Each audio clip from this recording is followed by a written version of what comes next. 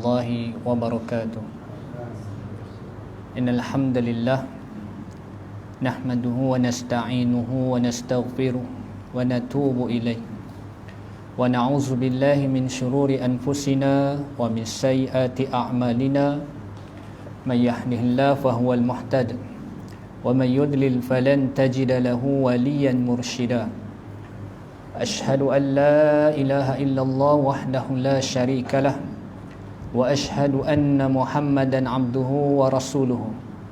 اللهم صل على سيدنا محمد وعلى آله وصحبه ومن دعا بدعوته إلى يوم الدين. أما بعد. Pertama sekali, nawaitul i'tikaf hadzal masjid lillahi ta'ala. Keduanya, marilah kita berikrar raditu billahi rabba wa bil islami dina wa bi muhammadin nabiyya wa rasula. Aku redha Allah adalah Tuhanku, Islam adalah cara hidupku, dan Nabi Muhammad sallallahu alaihi wasallam adalah nabi dan rasulku.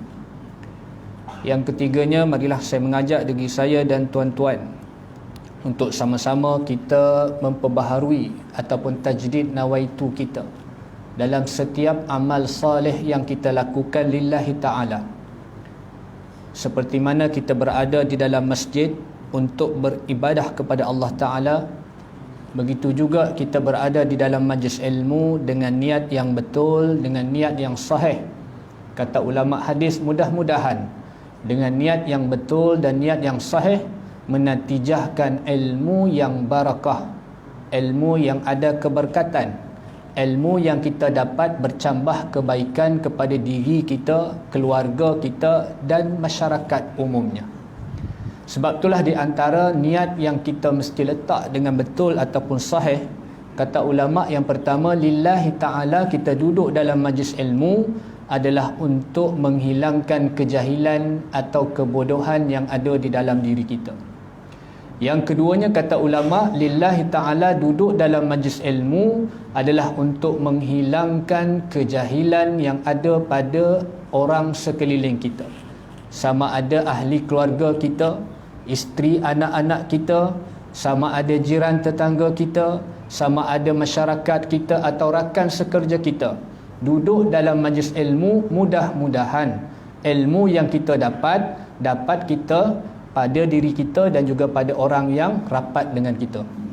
Yang ketiga, kata ulama, iaitu lillahi ta'ala, duduk dalam majlis ilmu adalah untuk memelihara ilmu tersebut daripada tidak dibicarakan lagi. Bila mana matinya majlis ilmu, maka ketika itu ilmu-ilmu yang kita hari ini dengar, mungkin dah lama kita tak dengar nanti, kerana tidak adanya majlis ilmu. Yang keempat, iaitu yang paling kemuncaknya, duduk dalam majlis ilmu adalah untuk kita beramal dengan ilmu tersebut. Itu saja tuan-tuan. Kita menuntut ilmu, mencari ilmu dalam apa saja platform, tujuan dia adalah untuk kita beramal dengan ilmu tersebut. Kita mengaji fiqh tentang solat, bagaimana nak betulkan solat kita, bukan sekadar lalu di telinga kita, tetapi kita ambil ilmu itu untuk kita amalikan dia, kita praktikkan dia. Itu disebutkan. Kemudiannya yang keempat, marilah sama-sama kita merafakkan setinggi-tinggi rasa syukur atas dua nikmat yang paling besar, dua nikmat yang tidak ada harganya, yang tidak ada tolak bandingnya, iaitu nikmat iman dan juga nikmat Islam. Pada hari ini kita melihat betapa rapuhnya, betapa lemahnya pegangan dan juga jati diri agama masyarakat kita pada hari ini terhadap perkara asas, iaitu akidah. Maka sebab itulah pengajian akidah adalah merupakan pengajian yang wajib kita belajar, tuan-tuan. Kena kemaskan pada diri kita, ahli keluarga kita, masyarakat kita. Supaya apa? Supaya tidak lahir generasi-generasi yang mudah memain-main dan mempermainkan akidah mereka sendiri.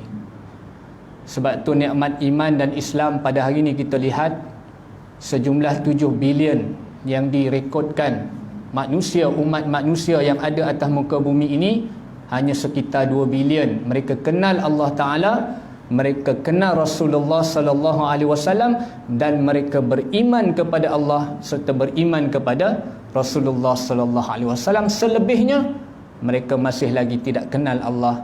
Kalaupun kenal, mereka tidak beriman dan cinta kepada Allah dan Rasulullah sallallahu alaihi wasallam. Maka beruntung dan berbahagialah kita yang dinamakan Muslim, yang dihadiahkan, diberikan hidayah iman dan juga Islam ini. Pegang tuan-tuan, untuk diri kita, untuk anak-anak kita, untuk keluarga kita dan masyarakat kita. Mudah-mudahan negara kita khususnya Malaysia ini sebuah negara yang berteras ke ahli sunnah wal jamaah, kukuh pegangan akidahnya, dan sampai bila-bila insya-Allah kita duduk dalam masyarakat yang kukuh pegangan akidah, iman dan Islam kita. Sebab tu kalau kita lihat betapa baginda Rasulullah sallallahu alaihi wasallam begitu mengimpikan orang yang paling hampir dengan baginda, iaitu pamannya Abu Talib, untuk beriman kepada Allah dan Rasulullah, tetapi tidak kesampaian. Kesedihan Nabi, tangisan Nabi itu dijawab oleh Allah Ta'ala. Allah kata, innaka la tahdi man ahbabta walakinna Allah yahdi man yasha.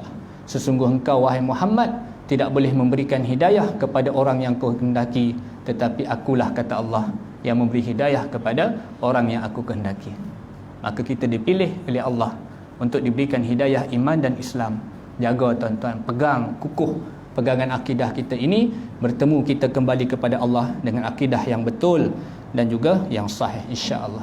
Sebab tu pada perkongsian kita pada tengah hari ini, insya-Allah tak lama, kita mengambil manfaat daripada kitab Mukhtasar Syu'abul Iman lil Baihaqi, ringkasan cabang-cabang iman yang diambil daripada kitab yang lebih usul, iaitu kitab Syu'abul Iman Al-Baihaqi, Imam Baihaqi, menceritakan tentang iman kita, menceritakan tentang agama kita. Kita nak bincang tentang agama kita, tentang iman kita. Betapa iman itu adalah satu perkara yang sangat luas cabangnya, sehingga disebutkan dalam hadis yang sahih yang diriwayatkan oleh Imam Bukhari dan juga Imam Muslim, bersumberkan daripada sahabat yang namanya Abu Hurairah radhiyallahu anhu. Tuan-tuan muslimin yang dikasihi dan dirahmati Allah, Abu Hurairah ni nama sebenar dia sebelum Islam Abdul Syams, hamba matahari.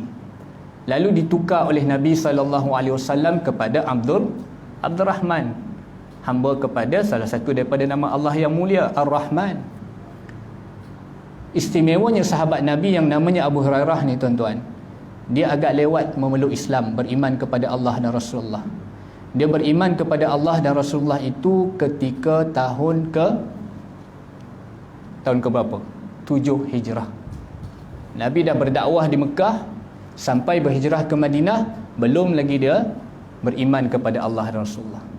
Tahun ke-5, tahun 1, 2 sampai tahun ke-7 barulah dia beriman kepada Allah dan juga Rasulullah sallallahu alaihi wasallam.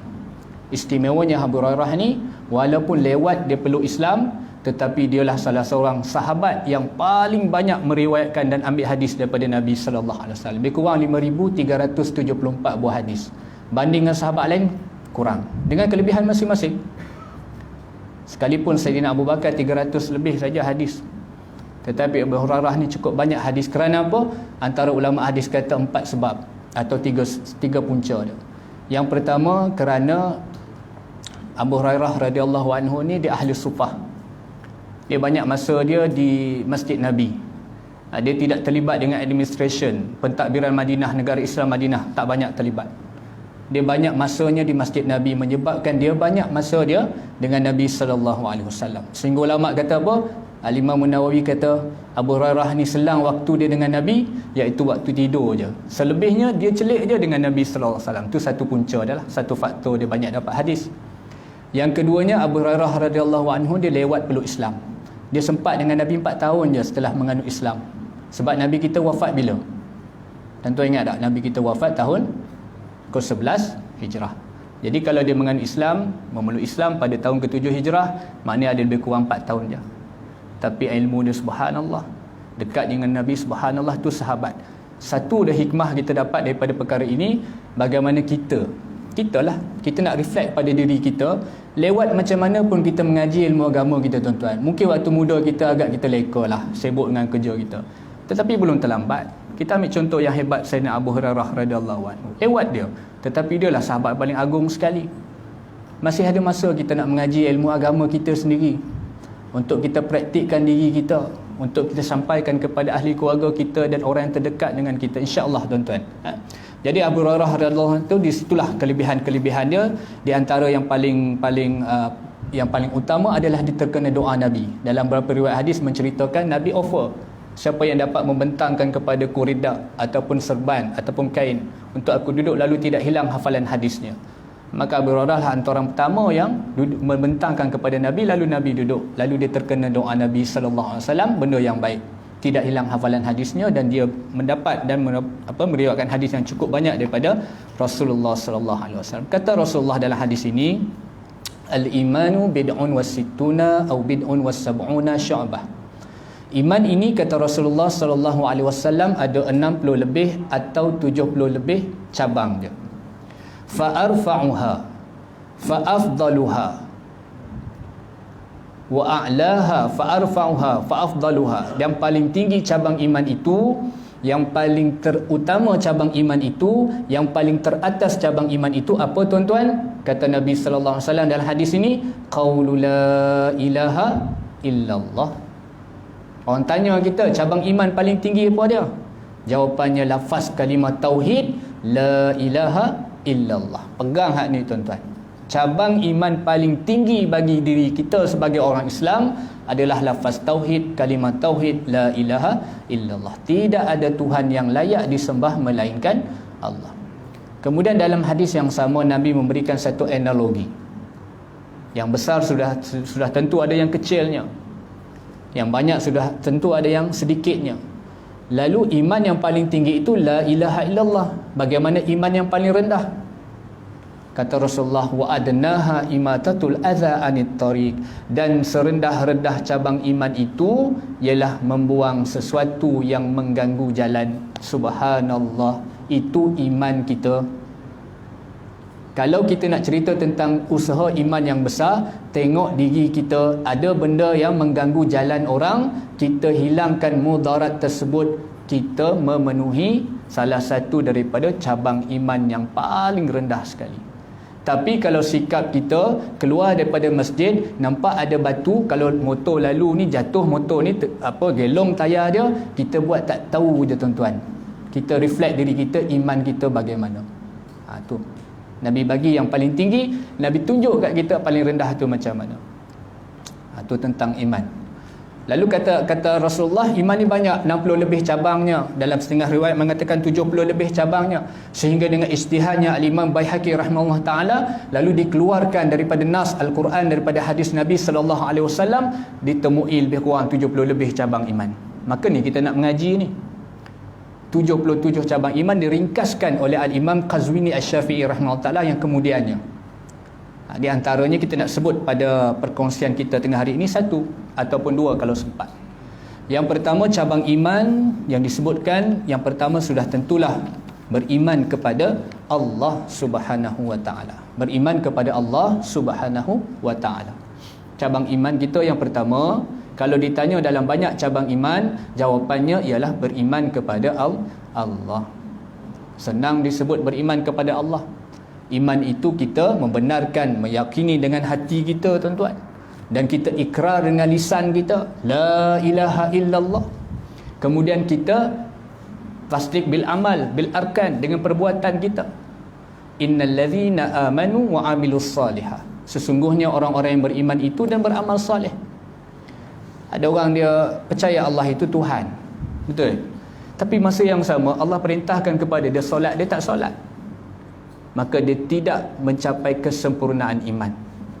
Allah perintah puasa waktu Ramadan, nanti dia tak puasa, dia buat live lagi, aku buka puasa terang-terang ni dekat McDonald. Ada? Akan berlaku? Wallahu ta'alam.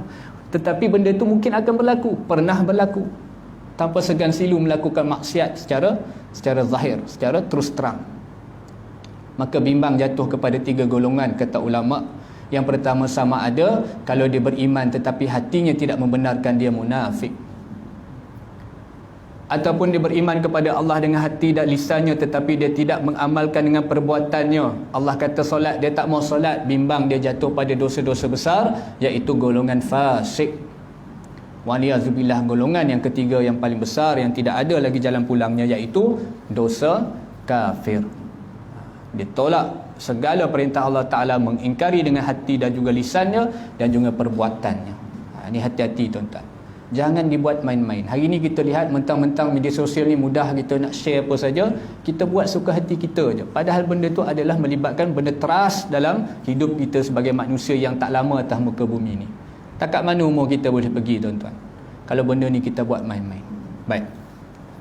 Lalu di antara disebutkan di dalam Al-Quran, iaitu dalam surah Al-Baqarah, Allah Subhanahu wa taala berfirman, a'udzubillahi minasyaitonirrajim, wal mu'minun kullun amana billah. Surah Al-Baqarah ayat 285. Wal mu'minun, dan orang-orang yang beriman, orang-orang mukmin, semuanya beriman kepada Allah. Bila sebut amana billah, semua itu beriman kepada Allah. Wal mu'minun kullun amana billah, dan orang-orang yang beriman itu semuanya beriman kepada Allah. Apa makna beriman kepada Allah? Ulama syarah, yang pertamanya bila sebut amana billah ini, iaitu kita menafikan adanya Tuhan selain daripada Allah. Orang beriman amana billah, yang pertama menafikan adanya Tuhan selain daripada Allah. Tak ada Tuhan matahari, tak ada Tuhan bulan, tak ada Tuhan pokok, tak ada Tuhan berhala dan sebagainya. Jelas. Yang keduanya bila sebut amana billah, iaitu kita ini menyebutkan bahawa Allah itu Rabbul Alamin. Allah Rabbul Alamin. Kita baca surah Al-Fatihah, Alhamdulillahi Rabbil Alamin. Segala puji bagi Allah, Tuhan sekalian alam. Orang yang beriman, dia mengakui bahawa Allah itu Rabbul Alamin, Tuhan sekalian alam, pemilik sekalian alam ini. Siapa dia? Allah. Apa maksud Rabbul Alamin ini, Tuhan sekalian alam? Kita yakin tuan-tuan, ada tiga. Yang pertama, bahawa Allah lah yang menjadikan alam ini. Yang keduanya, bila Allah dah jadikan alam ini, Allah lah jua yang memelihara ataupun mentadbir alam ini, yang menjadikan siang dan malam, yang mendatangkan kepada kita waktu duha dan waktu fajar. Allah mentadbir alam ini. Dan kemudian setelah Allah mentadbir alam ini, Allah jualah yang memelihara alam ini. Subhanallah tuan-tuan. Amana billah, orang yang beriman. Yang ketiganya, iaitu orang yang beriman, dia puji Allah dengan nama-nama yang baik. Ini sifat ataupun sikap yang kita kena biasakan pada lisan kita. Jangan kuat mencarut tuan-tuan. Banyakkan kita berzikir, sebut nama Allah yang baik-baik. Dapat nikmat, Alhamdulillah. Nikmat yang tak berapa kita nak, kita sebut Alhamdulillah. Sebut juga ala kulli hal. Alhamdulillahillazi bi ni'matihi tatimmus salihat. Nikmat yang paling besar kita dapat, sebut. Allah bagi kita rezeki dalam musim PKP ni, dalam musim Covid ni tuan-tuan, dapat jugalah meniaga sikit-sikit. Puji Allah. Allah wa Razzaq, Allah yang beri rezeki. Jangan kita sombong diri kita, ini usaha aku. Tak, salah. Itu akidah kita tak sempurna macam tu. Ya? Dalam banyak-banyak kawan-kawan kita kena swab test, kita pula ni negatif. Alhamdulillah. Kita sebut apa? Allah yang latif, Allah yang maha lemah lembut. Kesian kat kita tuan-tuan. Padahal tak kuat mana pun kita ni, terlepas kita daripada virus. Itu di antara disebutkan. Kemudian dalam firman Allah Ta'ala pada surah An-Nisa ayat 136, Allah kata apa? Ya ayyuhallazina amanu aminu billah. Wahai orang-orang yang beriman, beriman kamu kepada Allah. Ayat ni membuat kita berfikir sejenak tentang betapa indahnya bahasa Arab ni tuan-tuan. Wahai orang yang beriman, beriman kamu kepada Allah. Sudah tentulah orang yang beriman tugasnya beriman kepada Allah. Mengapa diarahkan, ditekankan wahai orang beriman, beriman kepada Allah? Seperti mana kita, wahai orang-orang yang datang solat, solatlah kamu. Sudah tentu kita akan solat. Maknanya apa? Bagi Ahlussunnah wal Jamaah, iman ini ada masanya naik, ada masanya turun. Iman kita ni ada masanya bertambah, ada masanya berkurang. Dulu saya pernah sertai satu rombongan dengan mu'alaf. Dia kata apa? Iman kita ni macam lift, dia kata. Kejap naik tingkat 1, kejap tingkat 2, kejap ground floor, dia kata. Berubah-ubah, suka hati kau lah, kata. Memang itulah maksud dia. Iman kita kadang naik, kadang turun. Sebab itu bila kata ya ayyuhallazina amanu aminu billah, wahai orang-orang yang beriman, Allah ulang banyak kali ya ayyuhallazina amanu, lebih kurang 65 kali dalam Al-Quran. Untuk kita fikirkan apa Allah kata aminu billah, tekankan balik beriman kamu kepada Allah. Ini dua dalil dalam Al-Quran yang menunjukkan bahawa beriman kepada Allah yang pertama. Kemudian disebutkan juga di dalam hadis Nabi sallallahu alaihi wasallam, iaitu hadis yang bersumberkan daripada sahabat namanya Sayyidina Abu Hurairah radhiyallahu anhu yang kita ceritakan tadi. Abu Hurairah dalam hadis ini menceritakan bagaimana Nabi sallallahu alaihi wasallam bersabda, "Umirtu an uqatilan nasi hatta yaqulu la ilaha illallah." Aku telah diperintahkan untuk membunuh manusia sehinggalah mereka mengatakan la ilaha illallah, tak ada Tuhan yang layak disembah melainkan Allah. Pertama sekali kita kena jelas, bila baca hadis tidak boleh secara literal. Kita kena balik kepada rujukan para ulama, syarahnya bagaimana. Bila sebut Nabi mengatakan aku telah diperintahkan untuk an uqatila, dalam bahasa Arab ni dia sangat berseni tuan-tuan. Bila masa kata an uqatila, kita tak bunuh sebab kita saja nak bunuh, iaitu Nabi SAW mempertahankan diri, bertindak balas. Bertindak balas. Islam dia ada border dia tuan-tuan. Bila mana agama kita dihinjak-hinjak, bila mana akidah kita dimain-mainkan, bila mana maruah kita ini dipermainkan begitu saja, itu sudah melampaui batas, kita kena bertindak balas. Lalu dalam hadis ni Nabi bertindak balas. Bukan Nabi memerangi orang begitu saja. Daripada perang Badar sehingga perang Tabuk, 27 siri peperangan Nabi, kebanyakannya itu Nabi SAW dan para tentera muslimin ini semua itu bertindak balas. Kerana Islam ini diserang, Madinah ini hendak dipelihara untuk dibentengkan. Itu kelebihan orang Islam. Benda ni kita kena lihat secara teliti tuan-tuan. Kalau tak, orang kata Islam ni agama ekstrim, agama bunuh orang yang kerja dia, padahal dia tidak kaji benda tu. Baik, dalam hadis ni bila disebut an uqatila, iaitu aku diperintahkan untuk bertindak balas kepada manusia yang memerangiku ini, iaitu sehinggalah mereka mengatakan kalimah la ilaha illallah. Maka hadis ini menjadi dalil bahawa beriman kepada Allah Subhanahu Wa Taala itu adalah satu perintah. Dan hadis ini kita tak boleh bawa kepada situasi yang aman. Tak bolehlah keluar daripada masjid ni, kita keluar pergi kawasan taman kita, ada Cina ke, ada India ke, bawa anjing ke, kan tak beriman kan, dia tak mengucap, kita bunuh dia berdasarkan hadis ni, tak boleh. Salah faham tu tuan-tuan. Tu yang kedua. Kemudian begitu juga dalam hadis yang lain, iaitu hadis bersumberkan daripada sahabat, iaitu Sayyidina Uthman bin Affan. Sayyidina Uthman bin Affan radhiyallahu anhu, dia mengahwini dua puteri Nabi sallallahu alaihi wasallam, Ruqayyah dan juga Ummul Kalsum, sehingga digelarkan sebagai Dzulnun Ain. Mengahwini dua orang puteri Nabi sallallahu alaihi wasallam. Dia beza dia umur dengan Nabi sallallahu alaihi wasallam ni tak jauh. Nabi lahir tahun gajah, dia lahir 6 tahun selepas tahun gajah lahirnya Sayyidina Uthman. Kadang-kadang kita kena cerita juga sahabat ni umurnya, jarak umurnya, sebab kita nak tahu bagaimana komunikasi dia dengan Nabi. Bagaimana mungkin kita baca satu seperti mana Ibnu Abbas radhiyallahu anhuma. Kita ingat dia orang besar, orang tua, rupanya dia kanak-kanak je. Nabi bela daripada kecil kan. Mak dia datang waktu Nabi hijrah ke Madinah, bawa Nabi pegang kepala anak ni, dia jaga. Ibn Abbas, sehingga Nabi kan doa kepada dia. Begitu juga Sayyidina Anas Al-Ansari, Sayyidina Anas bin Malik Al-Ansari di Madinah. Ini cerita Sayyidina Anas ni tuan-tuan. Tadi itu bukan cerita Ibn Abbas. Sayyidina Anas, Nabi doakan dia dengan doa yang istimewa. Banyak sahabat seperti Abu Hurairah juga Nabi SAW doakan dengan doa-doa yang khusus. Maka ni kan anak-anak kecil.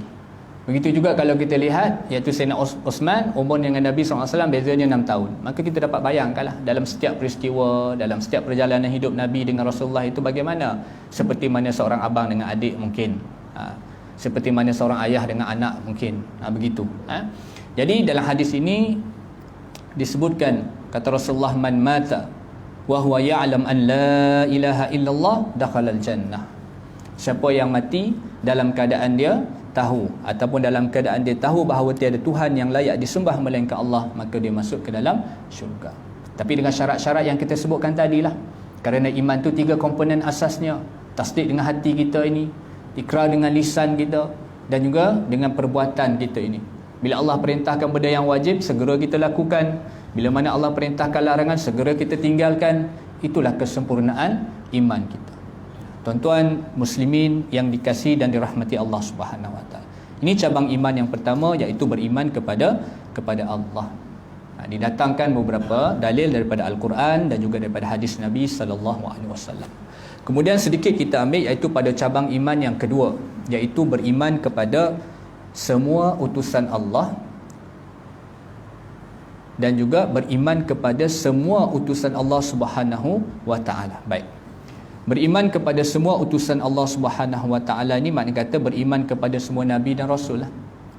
Kita beriman kepada Nabi Muhammad sallallahu alaihi wasallam, juga kita beriman kepada semua nabi yang lain. Tetapi kita beriman dengan akidahnya, tetapi tidak syariatnya. Kerana kita lihat bagaimana nabi-nabi dan rasul-rasul yang ramai ini diturunkan kepada mereka hukum ataupun kitab-kitab yang tertentu kepada kaum-kaumnya. Kemudian turunnya Al-Quran itu memansuhkan segala hukum syariat yang ada di dalam kitab-kitab yang terdahulu. Tuan-tuan, kita tak boleh guna syariat Nabi Musa, tuan-tuan, untuk kita apply dalam syariat kita pada hari ini. Seperti mana kalau mana kita nak bertaubat, kalau dalam zaman Nabi Musa AS, iaitu dengan cara membunuh. Ada beberapa riwayat menceritakan kaedahnya.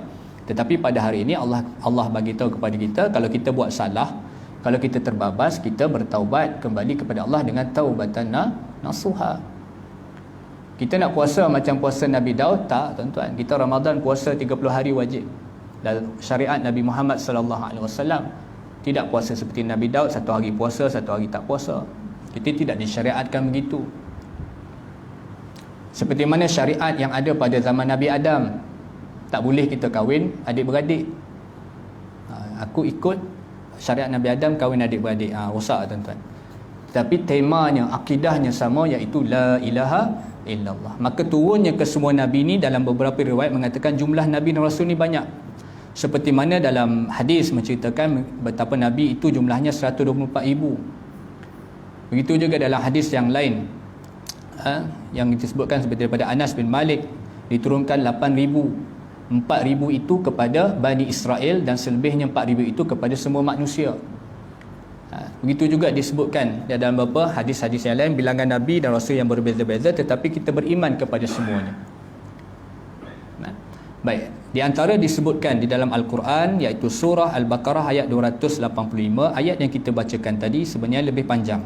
Kata Allah Ta'ala, a'udzubillahi minasyaitanirrajim, wal mu'minun kullun amana billahi wa malaikatihi wa kutubihi wa rusulih la nufarriqu baina ahadin min rusulih.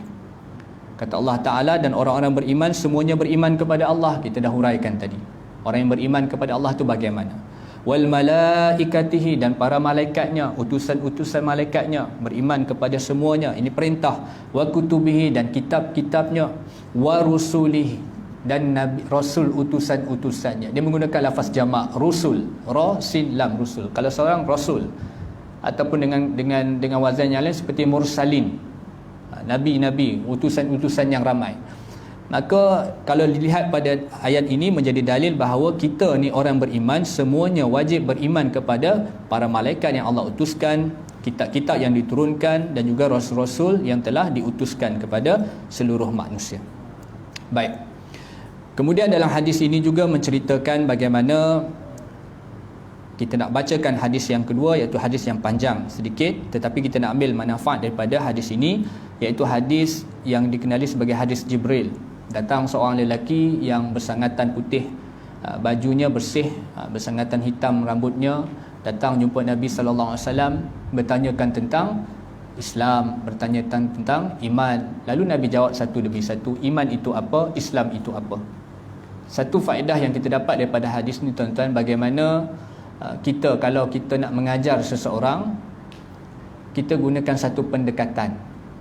Seperti mana lelaki ini yang sebenarnya malaikat yang datang berjumpa dengan Rasulullah, nak bagi tahu kepada sahabat-sahabat yang ada dan bagi tahu pada kita dalam hadis ini, iman itu apa, Islam itu apa. Bila itu tanda-tanda kiamat yang disebutkan. Seperti mana kalau kita datang, sahabat itu datang ataupun lelaki itu datang dalam keadaan dia memberi satu pandangan yang mengujakan, Tidak seperti dia datang orang yang seperti kesan-kesan orang musafir. Lalu semua orang sahabat tertumpu kepada lelaki tersebut, menyebabkan mereka betul-betul nak dengar. Tuan-tuan, kalau hari ni saya tengah mengajar ni tuan-tuan, datang satu orang kat pintu ni dalam keadaan yang agak mempersonakan tuan-tuan, tuan-tuan tengok saya ke tuan-tuan tengok dia? Tuan-tuan akan tengok dia tak? Kat situ tuan-tuan akan diberi perhatian kepada dia, nak tahu apa dia nak buat. Ini juga berlaku dalam ni. Maknanya kita kalau nak mengajar satu orang, kita kena bagi satu set induksi, satu pengenalan kepada orang supaya orang mula tertarik untuk kita nak dengar apa kita nak cakap. Itu satu faedah yang disebutkan oleh satu orang pensyarah lah dalam bidang hadis ni, iaitu kelebihan, iaitu dalam hadis ni yang kadang orang tak nampak hikmahnya. Cara bagaimana seorang guru, seorang ayah, seorang ibu, seorang pensyarah untuk mengajar kepada pelajarnya, anak-anaknya tentang satu ilmu dengan mendatangkan satu set induksi, satu pengenalan supaya mereka ini lebih tertarik dan berminat untuk mengetahui apa yang nak disampaikan. Wallahu a'lam. Di situ disebutkan. Maka muslimin yang dikasihi dan dirahmati Allah Subhanahu wa taala. Maka setakat ini kita sebut tentang dua perkara itu. Cabang iman yang Nabi sebut ada banyak, 70 cabangnya, 70 lebih cabangnya. Di antaranya paling tinggi iaitu qaulu la ilaha illallah, dan serendah-rendah cabang iman itu adalah membuang sesuatu yang mengganggu jalan, dan kemudian dibahagikan kepada cabang iman yang pertama iaitu beriman kepada Allah. Yang keduanya beriman kepada semua utusan yang diutuskan oleh Allah Subhanahu wa taala. Mudah-mudahan dengan sedikit kita mengkaji dan mempelajari tentang iman kita sendiri, dapat kita mencapai tahap kesempurnaan iman. Sebab dalam kesempurnaan iman ni, kalau tengok dalam kitab Syu'abul Iman ini, banyak antaranya menuntut ilmu juga kesempurnaan iman kita. Bukan itu sahaja tuan-tuan, terlalu banyak cabang iman yang sebenarnya kita rasa amal soleh, tetapi itu iman kita. Maka itu satu persatu kita kena perhalusi. Sekalipun kita nak cakap benda keluar daripada mulut kita pun, kena itu mencerminkan keimanan kita. Sebab tu dalam surah Al-Hujurat Allah pesan daripada ayat 10 sampai ayat 12, bagaimana kita nak berkomunikasi dengan kawan-kawan, dengan orang ramai, tuan-tuan. Antaranya Allah kata apa? Fatabayyanu. Allah suruh kita kaji satu benda yang sampai kepada kita, selidik dulu baru kita sampaikan kepada orang ramai. Ini kita dapat satu khabar tetapi kita tidak selidik dahulu, kemudian kita sebar bagi tahu orang lain. Itu timbul satu benda fitnah. Sekalipun sedekah tuan-tuan, sedekah ni satu amal yang mulia. Bagaimana orang yang telah meninggal dunia, bila mana mereka ini bertemu dengan Allah Ta'ala, mereka nak balik kat dunia ni tuan-tuan. Mereka kata apa? Aku nak beramal soleh. Antaranya nak buat sedekah banyak-banyak ni tuan-tuan. Sebab sedekah ni satu amal yang cukup besar ganjarannya. Tetapi Allah perintahkan juga dengan satu perintah namanya fatabayyanu, selidik. Kalau satu orang datang minta pada kita scammer, dia nampak benda yang agak tak berapa sempurna cara minta, dia scammer lah. Sedekah juga kita nak bagi duit kat dia, kita tak boleh kata aku bagi sajalah, itu terpulang lah, betul tak betul. Tak boleh tuan-tuan. Sebab ada lagi satu perintah Allah dalam surah Al-Hujurat. Allah kata apa? Fatabayyanu, selidik, kaji dulu. Seimbang kalau tuan-tuan gunakan hikmah, kepandaian, kebijaksanaan kita mengimbangkan dua perintah Allah yang cukup besar ni. Satu sedekah, satu namanya fatabayyan. Apatah lagi kalau kita nak menakalkan kata-kata orang tuan-tuan. Kita nak ambil satu benda, kita nak bagi tahu pada orang ramai, kita kena kaji dulu. Ni alhamdulillah tuan-tuan makin ramai datang masjid ni. Ni hari pertama lah. 200 lebih ni, 300. Kita ambil satu manfaat antara dalam surah Hujurat ni kata apa? Kita dapat satu perkara, kita selidik dahulu. Jangan kita sebarkan kepada orang kalau benda tu kita tak jelas. Ini perintah daripada Allah Subhanahu wa taala. Mudah-mudahan dia menjadi satu daripada kesempurnaan iman kita, insya-Allah. Mudah-mudahan tuan-tuan, pastinya banyak kekurangan. Saya mohon kemaafan. Terima kasih atas perhatian. Aku liqauli hadza astaghfirullahal azim li wa lakum. Assalamualaikum warahmatullahi wabarakatuh. Subhanakallahumma bihamdika asyhadu an la ilaha illa anta astaghfiruka wa atubu ilaik. Wal 'asr innal insana lafi khusr illa alladziina aamanu wa tawassaw bil haqqi.